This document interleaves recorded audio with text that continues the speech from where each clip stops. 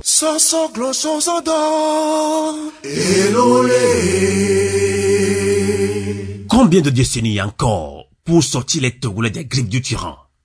Il faut le reconnaître. Et disons-le clairement, bon nombre de Togolais insupportent terriblement 27 ans de lutte sans issue. Si on avait dit à un Togolais lambda que depuis le 19 août 2017, date à laquelle Tchikwi Achadam, leader du PNP, a insufflé un nouvel élan à la mobilisation populaire, le combat allait connaître une telle fortune, il aurait rebroussé chemin avant même l'entame. Nul n'accepterait le sort que vit actuellement la marche acharnée des Togolais vers la dignité. Qu'est-ce qui coince? Qu'est-ce qui n'a pas bien fonctionné? Le peuple togolais se donne-t-il réellement à fond? Ceux qui parlent au nom et prétendent défendre ses intérêts usent-ils des stratégies idoines? S'il faut parler sans langue de bois, c'est que Faure Gnassingbé n'a aucune volonté de céder 1 centimètre de son règne abject. Ce n'est un secret pour personne, si ce n'est pour les doux rêveurs. Mais alors, n'y a-t-il vraiment aucun moyen pour lui forcer la main? Pourquoi le dialogue navigue-t-il dans ce flot vicieux pendant que le pouvoir fonce tout droit vers l'organisation des élections? Eh bien, à mes auditeurs de Radio Canal K de Radio à volonté, et dire que le mécanisme du retour à la Constitution du 14 octobre 1992 est le sort de Faure Gnassingbé que CESBI veut le coûte-coûte comme candidat en 2020 qui constituerait le blocage à une conclusion d'un 27e dialogue entretenu comme un œuf. Mais revenons encore à ce dialogue qui tient à cœur à beaucoup de Togolais.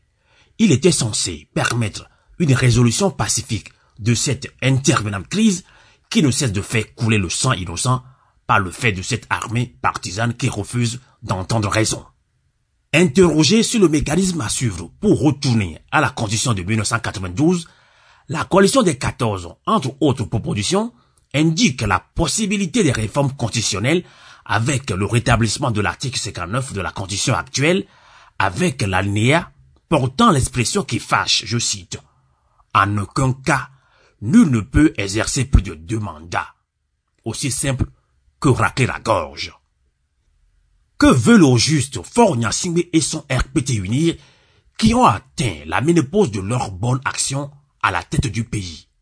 La seule chose que cette hydre sait faire, c'est l'oppression, la répression sauvage et barbare, des tueries par balles de pauvres citoyens, l'emprisonnement sans raison de pauvres innocents pour leur point de vue divergent, le pillage des ressources du pays, le bradage des biens publics, la division des communautés sur des histoires de chefferie conçues de fil en blanc.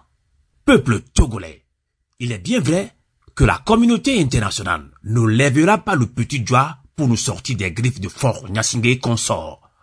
Cela se serait sinon. Pour ce qui nous concerne, nous pensons que le peuple togolais a toujours été à tous les rendez-vous. Il a toujours été à la hauteur quand appel lui a été lancé. Le reste, et le dernier, maillon incombe aux leaders qui se disent le diriger. Tout peuple, aussi engagé et déterminé soit-il, a toujours besoin de leaders éclairés et responsables pour le guider vers l'accomplissement utile de ses aspirations profondes. C'est cette étape cruciale qui fait encore défaut au Togo. Malheureusement, nous en sommes encore à l'empêchement des conférences de presse, d'organisations de la société civile et des meetings de l'opposition dans des villes.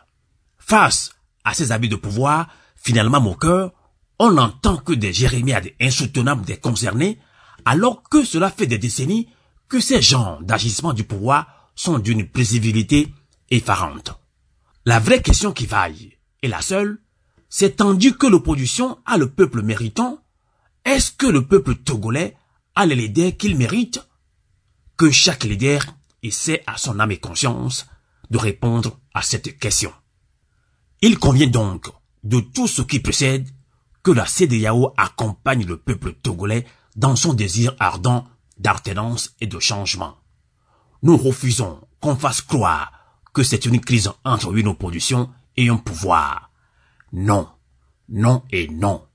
La crise togolaise est une crise qui oppose le peuple togolais à un régime illégitime, dictatorial, assassin, incompétent, et donc doit être traitée comme telle pour qu'in fine, Seul le peuple togolais en sort vainqueur, car la lutte populaire est invincible. Novio avulete, kokule tetinta, su tase I fede. So gloso sodo. Elole.